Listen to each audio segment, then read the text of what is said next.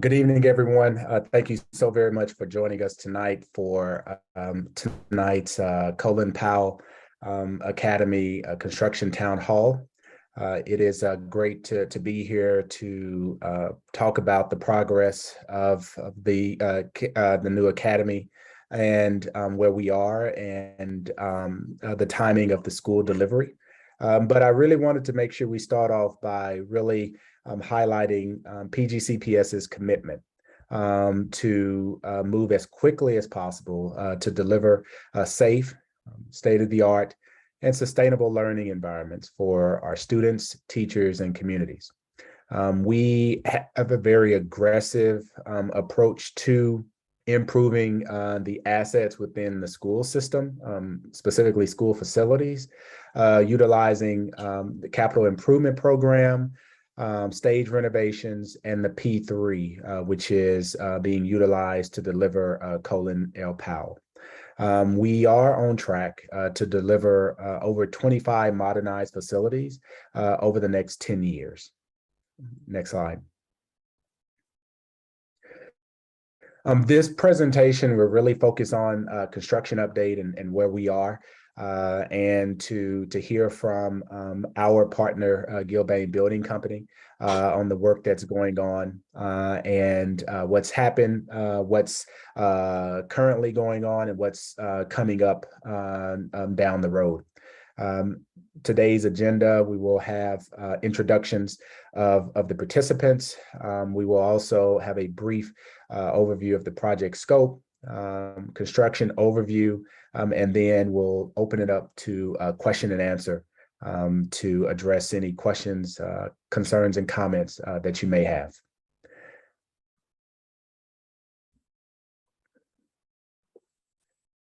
As mentioned before, my name is, or may not have mentioned, my name is Jason Washington. I am the director of Blueprint Schools program with Prince George's County Public Schools.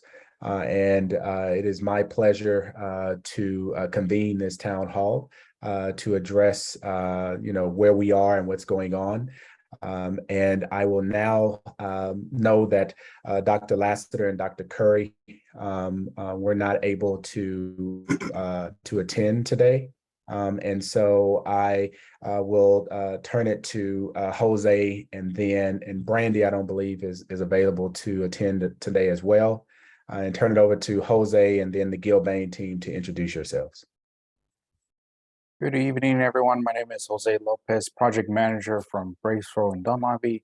We are helping Mr. Washington with the Blueprint Schools. I also helping with the Colin Powell School. Turn it over to Gilbane team. Yeah, thank you, Jose. My name is Mike Ricketts. I'm the program director for Gilbane for this project. I'm joined this evening by Brian Malinchek, one of our senior project executives running the construction, Harlan Knight, project executive in charge of the construction on the site as well. And we should be joined shortly by Carly Kiddo, our project manager.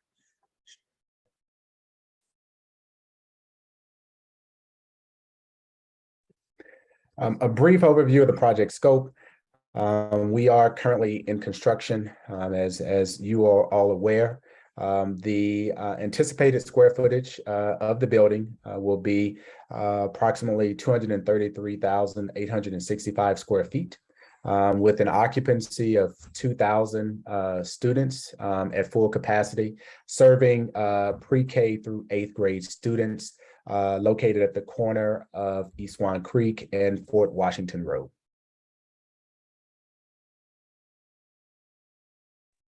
Just briefly, a few school amenities to highlight, and they're here. This school will both be LEED Silver equivalent, will have solar ready and electric vehicle charging infrastructure and capability. There will be 2 gymnasiums, both a main gymnasium as well as an auxiliary gym, a innovation lab as well as a STEAM lab, 2 open media center as well as a primary library, and there will be new frontage. So there will be an expansion of both East Swan Creek and Fort Washington, as well as sidewalks abutting the outside perimeter of the campus. And so we are just excited about what this school will have to offer when it opens.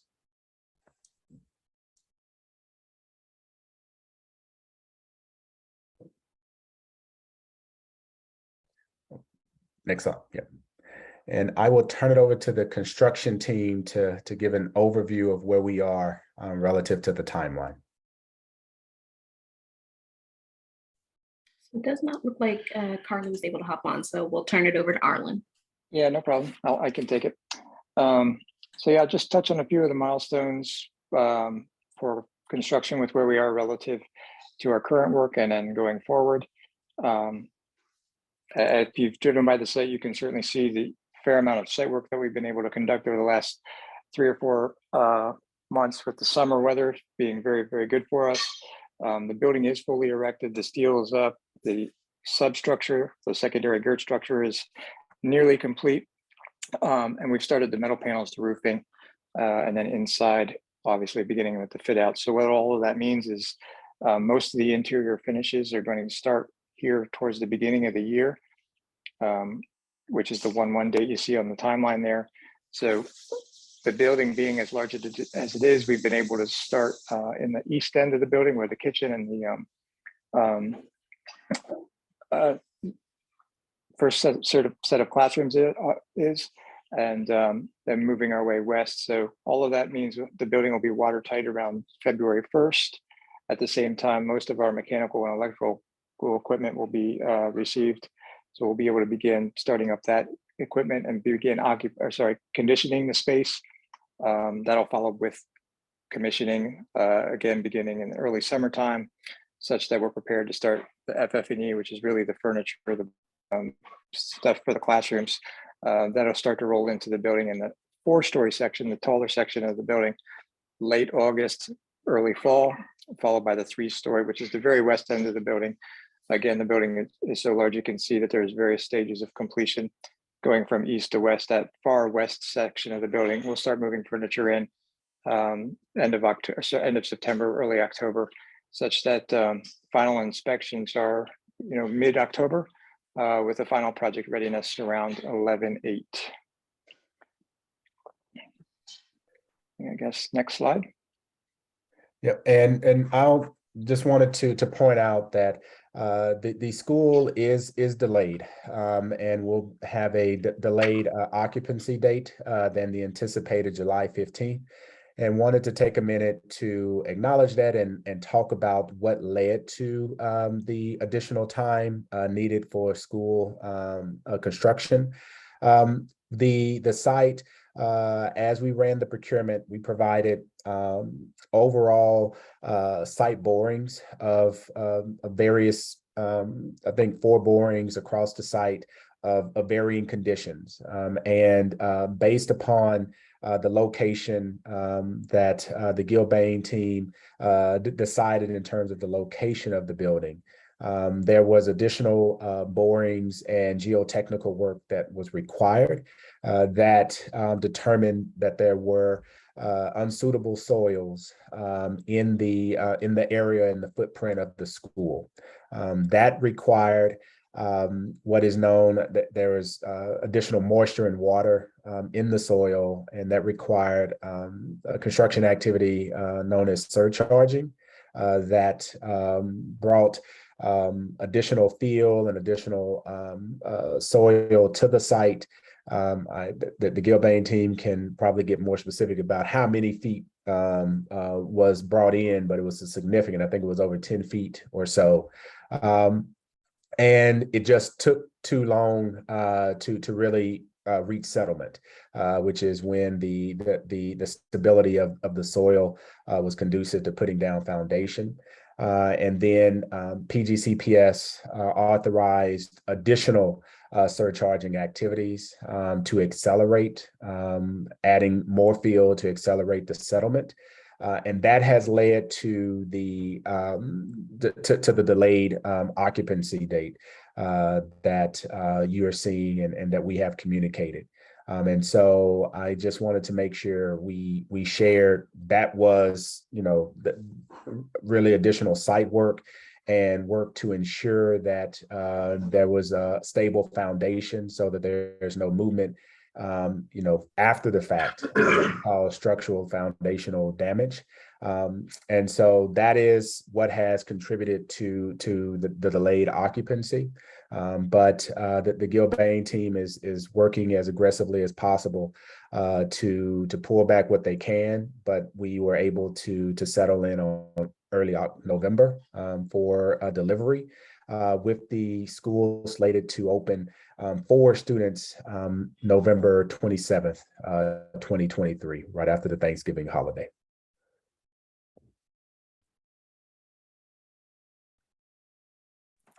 Hi, this is Carly Kiddo Sims here with Gilbane. Sorry, I was a little bit late. I was listening, but I was on my phone, so I got over to my computer so you all can hear me. I wanted to give a quick construction overview of work that has been completed, work that's in progress, and then work that'll be coming up later on this year.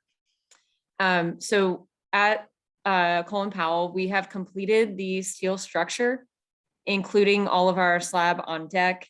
And we are currently working on the secondary steel framing, and then that'll button up the structure for us. We've completed our 2 large site retaining walls on the side of the site that's parallel with Fort Washington Road. As Jason mentioned, we have completed all the surcharging work, and grading work is substantially complete as well. Just working on some fine grading, preparing some of the hardscape areas. We have planted the grass at the softball and soccer fields on the east side of the site. We are currently working on TPO roofing installation. We are about 70% complete with that activity and tracking to be done within the next 4 weeks. We are currently working on exterior wall panels and starting window installation at the end of October. Planning to be dried in early 2023. We are also on the inside of the building working on interior CMU wall construction, building out our elevator shafts and gymnasium walls, music rooms. And across the entire building, we are working on overhead mechanical, electrical, plumbing, and in-wall rough-in as well as we follow the stud wall framing. We are currently fitting out the main mechanical room and electrical room. And as I mentioned, grading out the parking lot areas and preparing to do base paving for our west parking lot. We have ongoing install of underground site utilities, so storm, water lines, sewer. And for next steps, we are moving into hanging and finishing of drywall. We have door frames delivering at the end of this week. We'll start installing door frames. Elevators are also scheduled to be delivered later on in October. And as I mentioned, we will be paving the parking lots. Go to the next slide.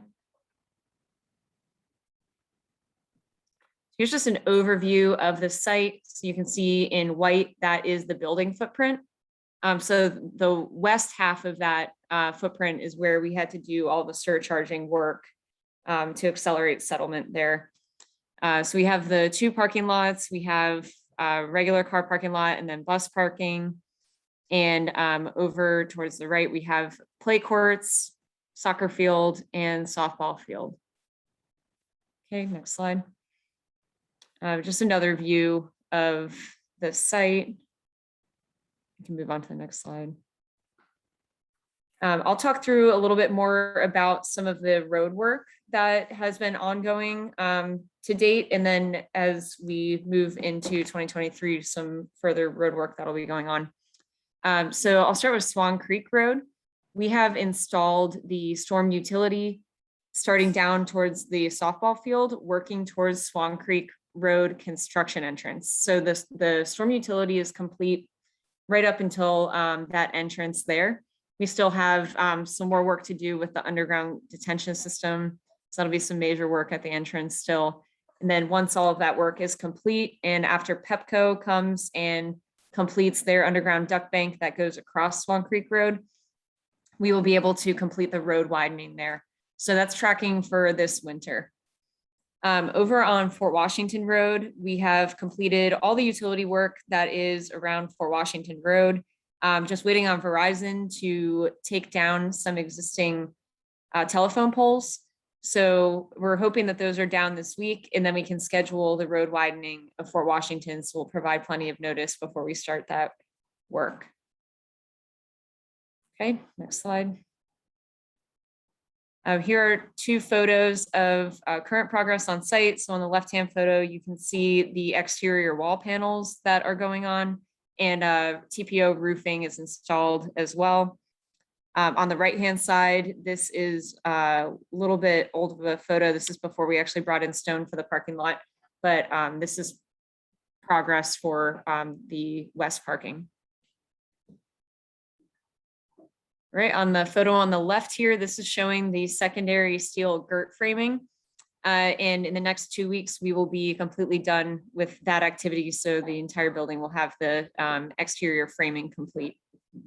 And on the right-hand picture, that's just an overview of the site, showing the building progress.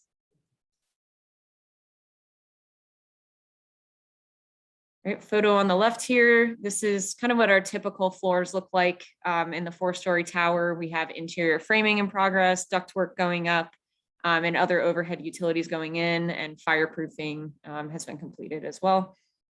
On the right-hand picture, that's just another view of our exterior metal panel progress on site.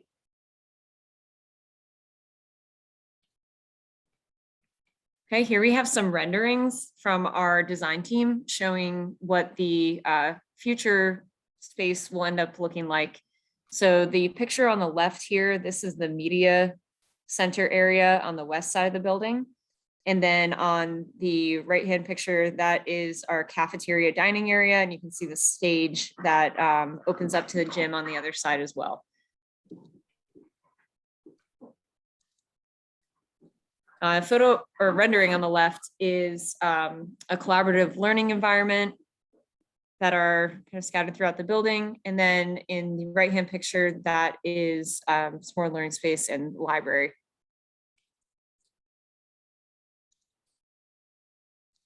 All right, Jason, I'll turn it over to you.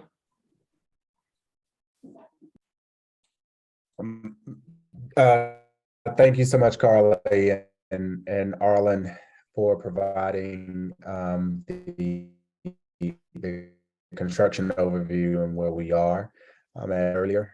It's up for question and answer, and we have I think a number of questions to get into.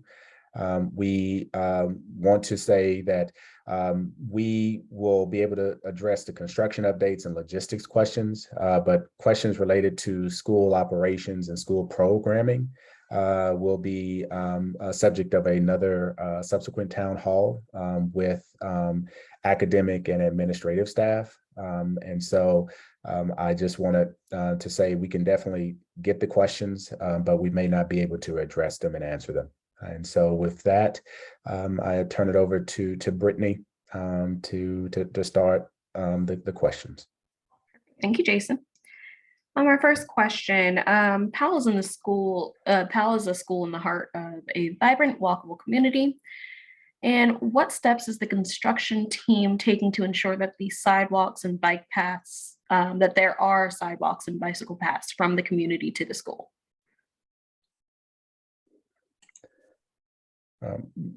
Carly, you want to address the frontage that's going in? Sure. Yeah. So we have new sidewalks that are going to be installed along all of Swan Creek Road and Fort Washington Road. So on school property, new sidewalks are going to be installed on both main roadways. And bike lanes will also be provided. There's a dedicated bike lane on Swan Creek Road as well. And it's the obligation of the developer and the construction team to deal with sidewalks on the property that fronts those roadways. So we do not make connections into communities that are outside of the property limits, just in case that's a question or concern. Okay, thank you. Jason, did you want to take this next question on the accounting planning? Yeah, and and thank you for this question. First off, as it relates to, and the question specifically is around what will be done and when will you all hear from the county regarding sidewalks and that will connect, I'm guessing, Fort Washington up to the new school site. That was a question that was posed on Friday. It's actually not county planning. It is Department of Public Works and Transportation. I forwarded on the request for a specific contact that can be provided to answer those questions in terms of what the process is, and to ensure that that request was provided to the appropriate county agency to see what the response is. Additionally, I will make sure that we stay on it until we get a contact and able to provide it. I believe the PTO representative from Potomac Landing asked a question on Friday. And once we get that information of a specific contact, we'll pass it on. So that, and we are more than open to connecting, and with that, when we get that contact, to figure out the best way to provide that information to the community. Awesome. Thank you, Jason.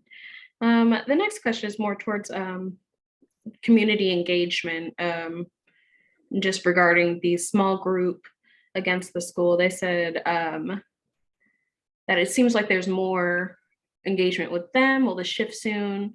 For example, there's a great video on the flooding issue, but no compelling resources on the building plan. So just, can we talk about community engagement? So yes, so the Alliance community group, they reached out last winter and requested an opportunity to, and we've made it clear to everyone that we're willing to meet, and we established a monthly meeting that it's open, and that we addressed questions and concerns that they had. It has not impacted our design. It has not impacted our objective of delivering the school, but we have had those meetings. And yes, we are definitely open to figuring out the best rhythm to having community-wide meetings. That was never our intent, to just have one group that we meet with. As it relates to videos, there were videos provided of both the flooding and the stormwater management on site, as well as fly-through videos that were produced when we had a community town hall last year, prior to our mandatory referral a meeting that showcased what the campus would look like. And of course, the design has matured since then. And so we are dedicated to ensuring that every stakeholder, community in this district, and specifically in the Colin Powell footprint, has an open line and has the same information that we're providing to everyone. And it's my job to ensure that happens. I will take full responsibility that we need to do more, and we will, to ensure that we are providing timely information to all communities and gathering when necessary and when appropriate to provide information. And that's our intent as we go forward. Thank you. Next question is, how are emergency exits constructed to support children leaving the school in case of an emergency, in light of the way in one structure described on Friday? So I can answer that. There are 15 points of egress around the perimeter of the building.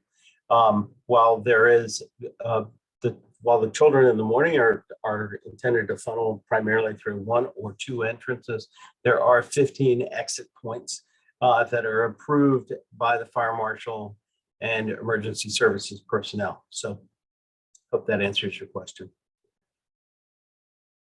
Thanks, Mike. Just a question about the opening. Why not delay the opening until August 24th instead of starting school in November?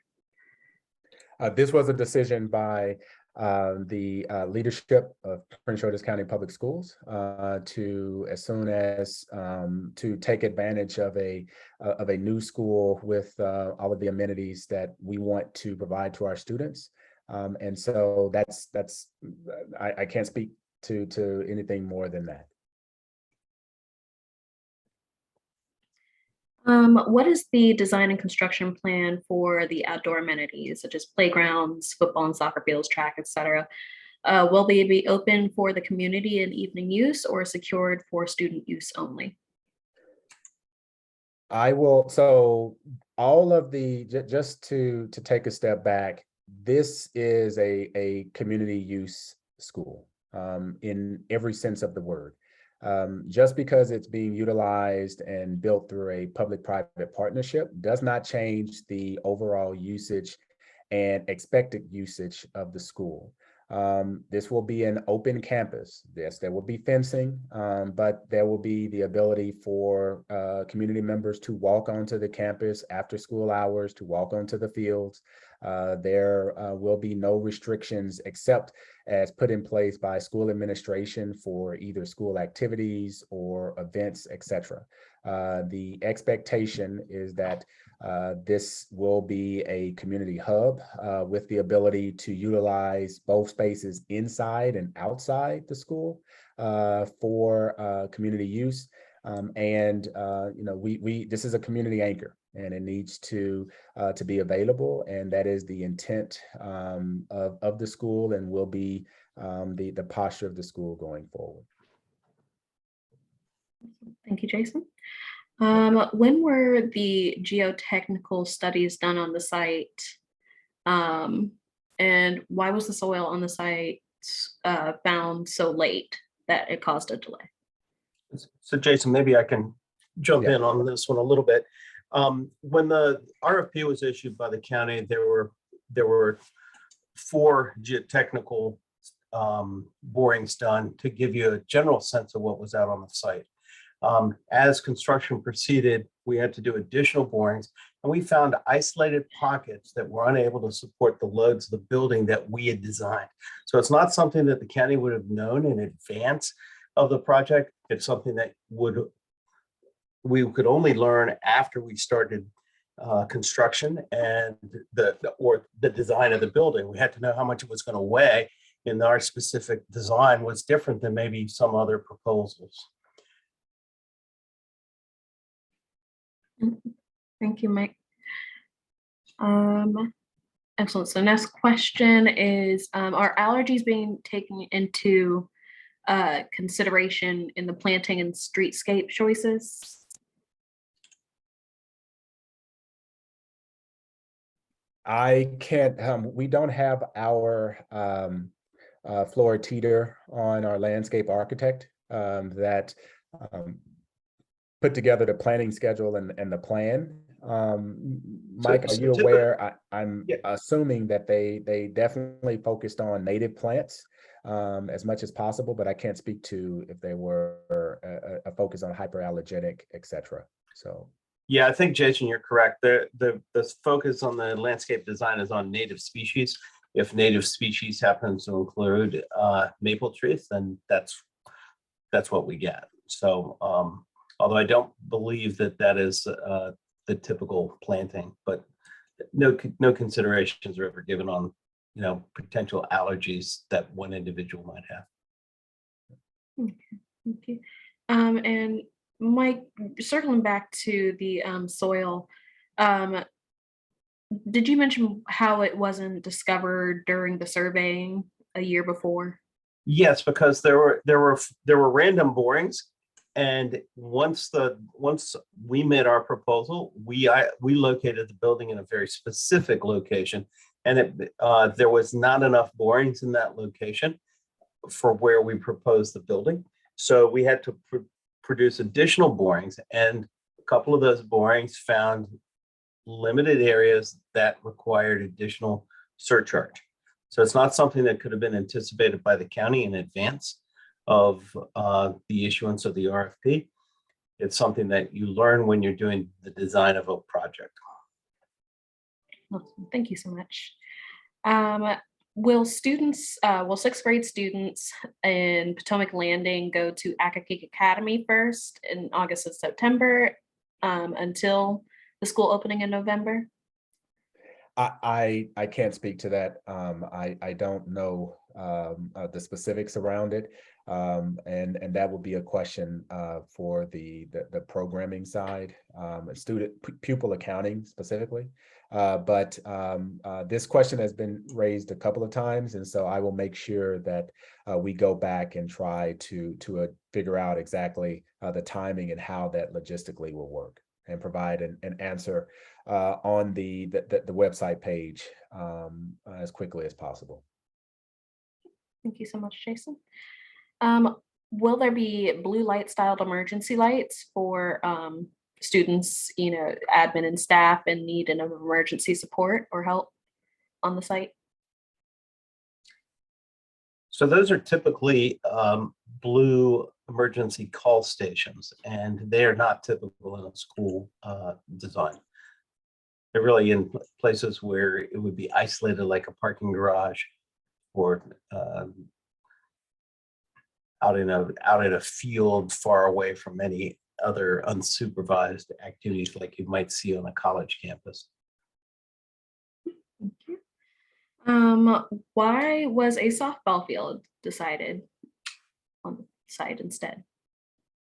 As part of the design considerations, we provided to the developer a host of potential amenities and options for the site. As you will see in the site plan, the softball field fits because right abutting it is a natural wetland that we are not disturbing, and so that for the size that was available, that's what the determination was by the design team for a softball field. And so that was that determination. They had options, multi-purpose field, and we really stressed as many playing fields as possible on the site. But based upon the orientation of their design, that provided the wetlands on both sides, both the north and the south side of the fields, provided some constraints on what could go there and the size of the fields. Thank you. Will the fields have lighting? No. So in the middle school program across Prince George's County, there are no lights on the fields. There will be lights surrounding in the parking lot and surrounding the school building. And so, but there will be no stadium lights on the specific playing fields. There's currently a small river behind the construction site. Will this section be drained? As it's not included in the site plan. I can take this one, Jason. So I think what they're referencing is the sediment trap, which is at the very bottom of the page. You can kind of barely see the edge of it at the bottom of the plan that you're currently showing. So that in the design is how we manage all of our runoff from the site. So it all drains to that sediment trap, and then it settles out and then discharges through gravel to a storm drain outfall location. So that is while we're in construction. Towards the end of the project, so in the spring, we will need to completely drain it, and we'll wait for some dry weather for that to happen. But we will drain it in sections, and then backfill it with gravel, biomedia, and then do landscaping plantings. So it'll be a submerged gravel wetland is the term for it in its final condition. Thank you, Carly. And to follow up in terms of budget responsibility, that will be the responsibility of PGCPS through Honeywell to maintain that facility and all of the facilities on the site. Thank you. Where can I find a recording of tonight's meeting? The recording will be available on the Colin Powell project page on the program website, www.pgcpsblueprintschools.com.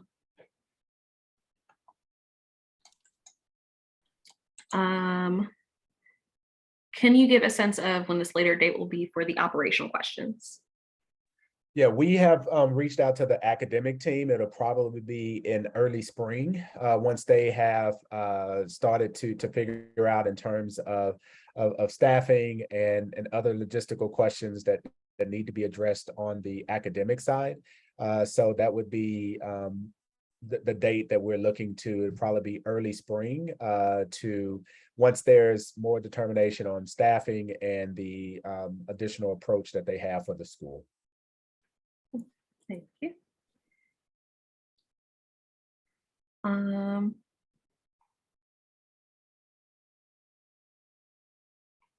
Okay. What was the budget hit with? Was the budget hit with delays by the? Sorry, was the budget hit by the delays, and what was the impact? So the financing, or rather this procurement and delivery model is different. There is no upfront cost that is incurred by the school system while the school is in construction. What will happen is once the school is delivered, there will be additional costs that are factored into what we pay, which is known as an availability payment, that will reflect any budgetary impacts to the program. But these are the responsibility of Prince George's County, and these would be our responsibility regardless, because of we bear the burden for site conditions as the owner of the property. And so that that's how it will be accounted for in out years. I believe they were talking about outside sidewalks. What is it meant by the developer does not connect to the outside sidewalks? Does it mean that they won't connect to existing sidewalks? No, we connect to any existing sidewalks, but we don't have to make improvements to sidewalks that are outside of the limits of the property. So the perimeter of so going down Fort Washington beyond the edge of the property, we don't have to do anything. We connect to any existing sidewalk. Okay, thank you. What percentage of the electricity is being supported by solar panels, charging back to utilities, or is this the idea that we are just providing vehicle charging stations? Currently, we are providing the infrastructure to add these as we move forward. We are currently working through this exact issue, looking at the potential solar capacity of this building and the ability to push back additional electricity into the grid and its benefit to the school system, as well as the surrounding community. Further, as it relates to the electric vehicle charging infrastructure, it will be really focused on finding a partner and a provider that is able to provide electric vehicle charging capability with the restrictions that we have, that this is a school, and thus it's not open for the community and someone that has no business at the school pulling up and charging their car on the school site during school hours. And so we're still working through that piece of it, and hope and are working very hard to see about getting solar added to the school prior to school opening.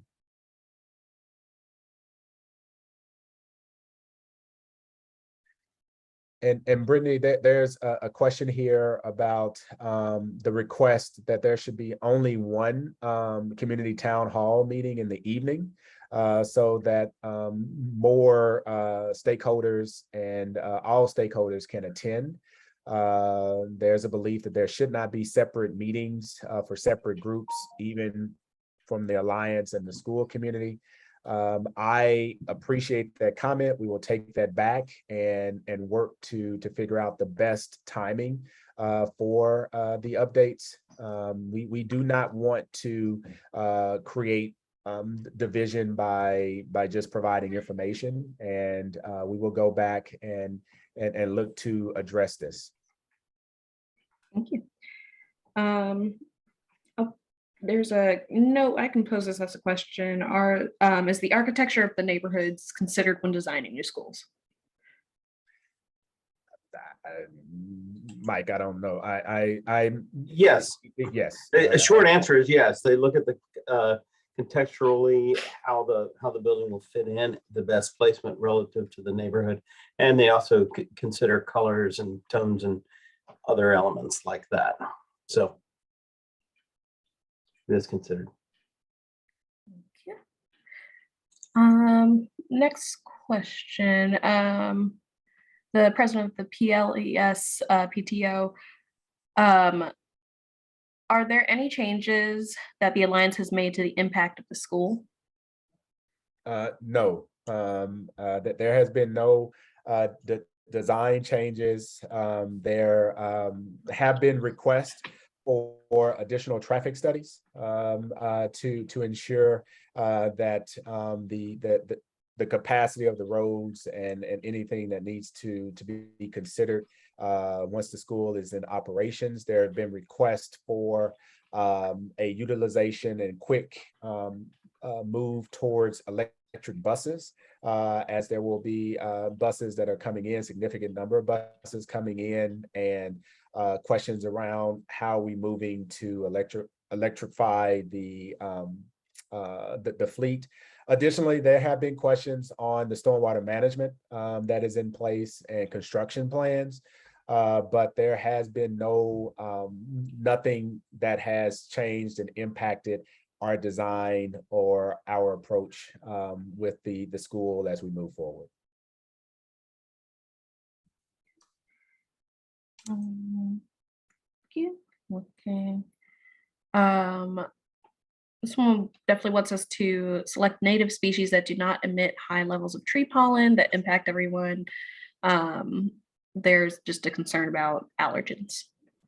No, and we will take, and I'll make sure that we take this back to Florida Teeter and make them aware of that.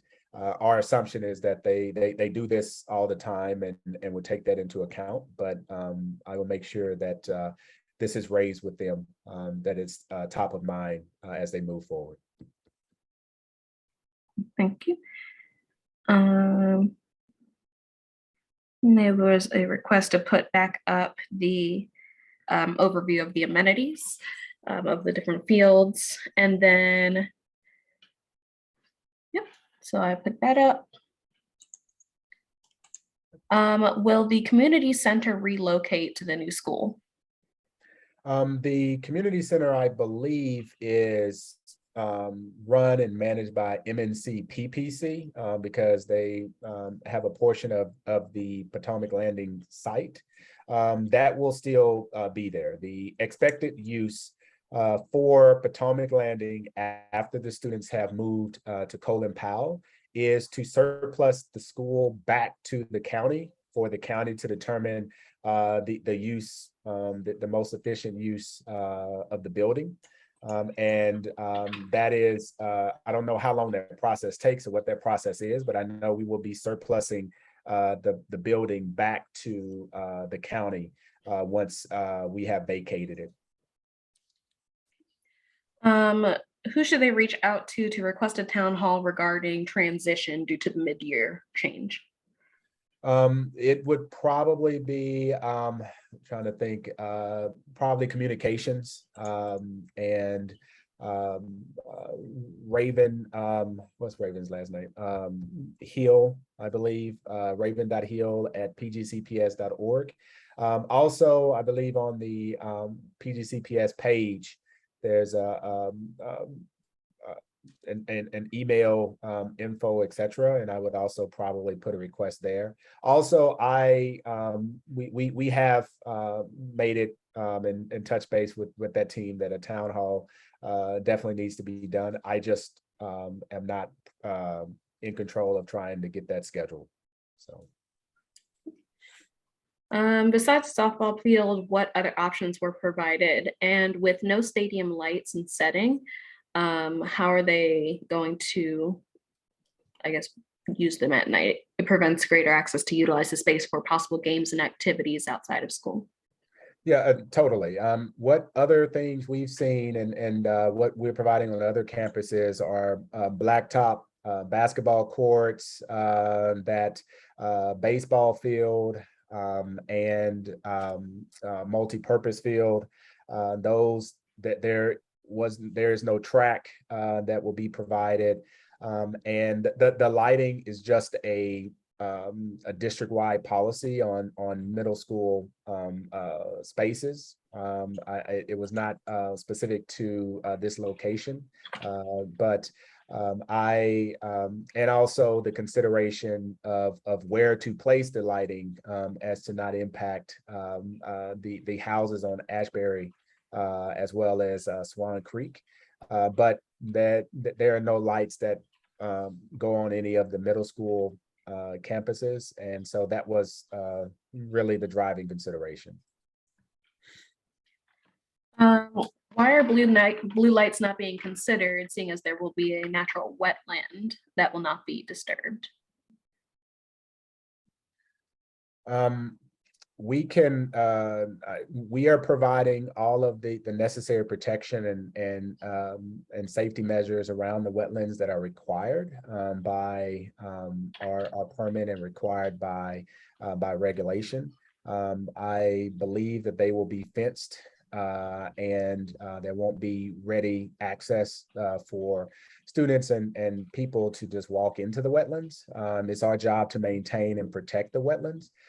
So they will be protected. I don't know. I can't speak to why blue lights were not part of the consideration, other than I'm guessing it's not a specific requirement or regulation for wetland maintenance and protection. Okay. What is the approximate seating capacity for the various athletic areas, such as the indoor and outdoor fields and gym, as well as theater spaces? And will this be on the website in the future? For that question, yes, this will. As it relates to seating capacity in the gymnasium, I believe that the capacity, and Mike, correct me if I'm wrong, it's 3/4 of the population can be in the gym at full capacity with seating on the ground and with the bleachers, or is it the full campus? I can't remember. It's exactly. 3/4, as you said. Yeah, so 3/4 of the school, and it's a gymatorium and also a cafetorium. So Carly showed it earlier in one of the renderings that there is an opening for the stage into the cafeteria for potentially smaller performances, etc., and also into the gymnasium for larger performances. They will all be acoustically treated appropriately for performances, and that's a requirement that's set up for the design team. As it relates to seating capacity outside, there will be, I believe, minimal benches out by the multi-purpose field and the softball field. I would say probably no more than 30 or 40 at most. And so additionally, I don't know what the seating capacity is for the auxiliary gym. I don't even know if it doesn't have bleachers in it, I don't believe. And so that's really the capacity and the seating capacity that we have for the various performing and athletic spaces on the campus. Thank you. How does the building compare with other K-8s being built in terms of amenities and quality of building? Well, I will say that this is the only K-8 that's being built at the moment, but it is the blueprint of future K-8s that we will build. We believe strongly that there needs to be really diversified amenities that you will see. So as we talk about an innovation lab and a STEAM lab, there are multiple performing arts facilities. I think it's a choral room, an orchestra room. There is, really focusing on making it one campus instead of a middle school and a elementary school, but to figure out ways of bringing a lot of innovation and a lot of technology forward. All of the rooms will be equipped with interactive boards that are known in our schools. Additionally, on each floor, there will be a movable wall within at least one classroom per floor that will allow for collaborative learning. But really, I think what this school is really getting at is really trying to reach each student where they are through collaboration areas, pull-out areas, open media center, outdoor classroom, outdoor seating area, a fully wireless campus. It's really hoping to provide a comfort level for all students wherever they are, and how they learn, and that they are able to excel in this school somehow. So this is, I believe, will be the model of which we look at pulling together K-8 as we go forward. And ensuring that we are providing everything necessary for our students to reach their full potential. Thank you, Jason. Yeah. Will you continue to meet with the Alliance without reaching out to additional stakeholders? And how will additional stakeholders request additional public stakeholder meetings? My email is jason.washington@pgcps.org. I do not believe that I have, and we have to do a better job of providing this information. Currently, as it relates with the Alliance, there's a standing monthly meeting, the second Friday of every month at 9:30. That is open. However, based upon the feedback today, it is our intention to ensure that our work and our endeavor to provide information to the community is not seen as divisive in any way. That's not the intent. It's literally to provide information and to address specific concerns that have been raised. And we are more than happy to figure out the best way of bringing all stakeholders together to make sure that all of the information is provided in a timely fashion. And so that's on us to make that happen. But that's my email address. I think there was a request for me to go to the PTO meeting at Potomac Landing in a couple of weeks. I am more than willing to meet, but as somebody mentioned earlier, that doesn't really solve the problem of having discrete meetings with each group versus putting together an opportunity for a broader touch point with all or as many community stakeholders as possible. And that's what we are going to endeavor to do as we move forward. Thank you, Jason. Would the wetlands or spacing hinder future efforts to add a track or other outdoor components?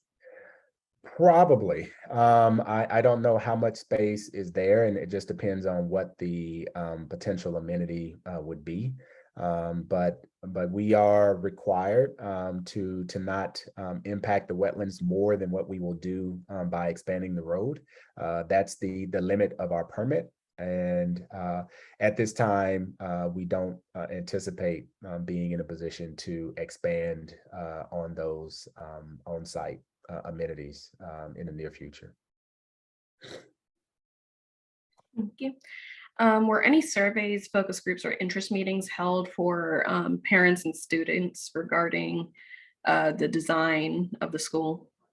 My understanding, and I have been in this position for 2 years when the procurement was well underway. I was made aware that board member Sonia Williams had been meeting with parent groups for over 2 years prior to the selection of Gilbane and the Gilbane team and the Fingate team. And so that was getting feedback and taking the temperature and understanding what, and that's actually how we ended up with the K-8 model, was from parents wanting to replicate the Akakeek model of a K-8 academy approach. And so that there were those meetings that took place prior to me joining. I just wasn't privy to them and were not part of them. Okay. Will the traffic study requested from the Alliance cause a delay in the delivery? No. Will the parents of students who will be slated to go to the school be able to attend the go, no go meeting? Sorry, I'm not sure what that is. I don't know exactly what that meeting is in reference to. I apologize. This request for the rendering. Not sure which one. Just pull these up. Very excited about the technology. Please keep parents in mind as stakeholders who want to be active parts of the children's educational experiences. Seating, especially inclusive of people living with disabilities, is critical in the showcase spaces. Yep. Will there be any commercial or business enterprises built into the spaces in the future? The only thing that I can think of is the school will have a community clinic that will be built with only outside access that will be run by the Prince George's County Department of Health. Run meaning that they will determine the future use. So it may be a Kaiser Permanente or someone providing some community health, or it could be telehealth. I don't know what the plan is or if there is a plan at this point, but it will be fitted out. The idea, as explained to me, is really not to be an urgent care or anything of that sort, but really to focus on specific identified high prevalence issues within certain communities. We're putting them in each of the schools, the 6 schools that are being built right now. So for instance, if there's a high propensity of asthma, it would be a provider. The theory is that there would be a provider that would provide asthmatic care to residents and students, et cetera. However, we're just building it. We don't understand and know what the Department of Health's plan is, and that's one thing that we're working to understand in the coming months, just around the planning for that and what that will entail. And once we have additional information, we will definitely share it. Jason, on the health center, is it being built concurrently? And additionally, will a member of the Prince George's County Department of Health representative be attending future meetings? Yeah, so that's what I was getting at, is that we've requested and they're still working through the program and what will be provided. And so as soon as we get additional information, yes, we will provide it. And yes, is being built concurrently. If at this rendering right here with to the right, if you walk right out that door past the learning stairs, the health clinic would be out that door to your right. So the only access into this clinic is external. There will be no internal access into the building, even if it's not utilized. And so that's something that we put in place. So. Oh, thank you. And we got some clarification on the go, no go meetings. These are when they find out if the building's ready, and it's a systems check meeting before you launch, a building. So will parents be able to tour the building basically before it opens? Our expectation is yes. When would that happen? I don't know. But the expectation is that there will be the opportunity, and I don't know if these are community showcases or what they will look like. I do know for sure that the staff and personnel will have an opportunity to walk the site, to walk the building, to see the school when it's ready. I would envision that there would be, in addition to ribbon cuttings and all of that, some type of community access opportunity as we go forward. You said no. As it relates to the go, no go, no, this will not be a public meeting. It would be the responsibility of the commissioning agent, the permit, DPI, et cetera, providing basically a use and occupancy permit that says that the building is good to go. And that's what we will base whether or not the building is ready, is when official and final permit is received from DPI. Okay.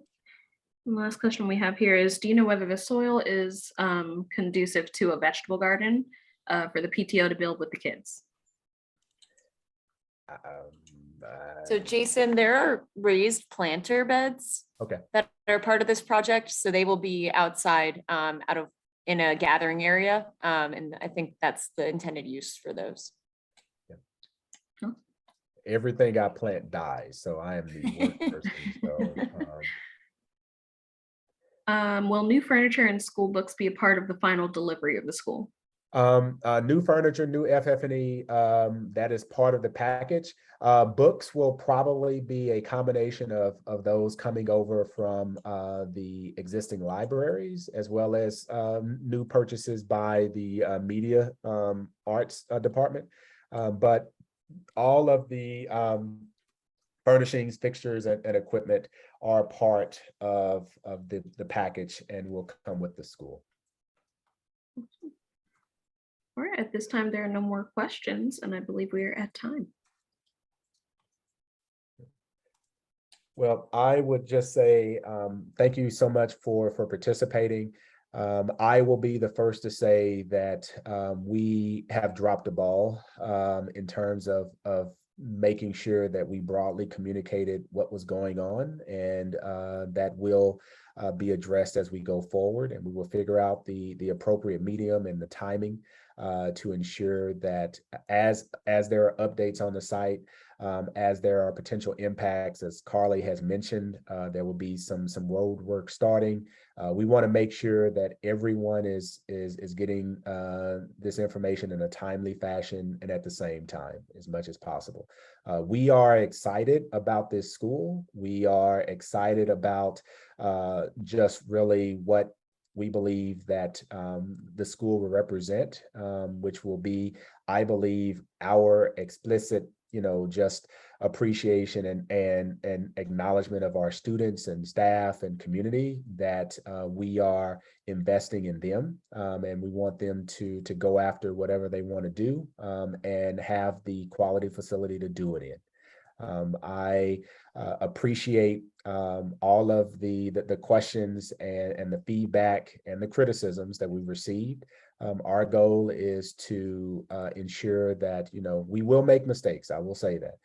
My goal is to make sure we don't make the same one. And if you have any additional questions, any feedback or anything that you want to add, please feel free to leave it at the program website at pgcpsblueprintschools.com. I would like to thank our partners with Gilbane Building Company, Carly, Michael, Arlen, Brian, for taking the time out to be here to address the questions. I would like to thank our interpretive services and language professionals that have helped us. And Brittany, thank you so much for steering the ship. and wish everyone a great evening and a safe evening. And we will be in touch again soon. Thank you so very much.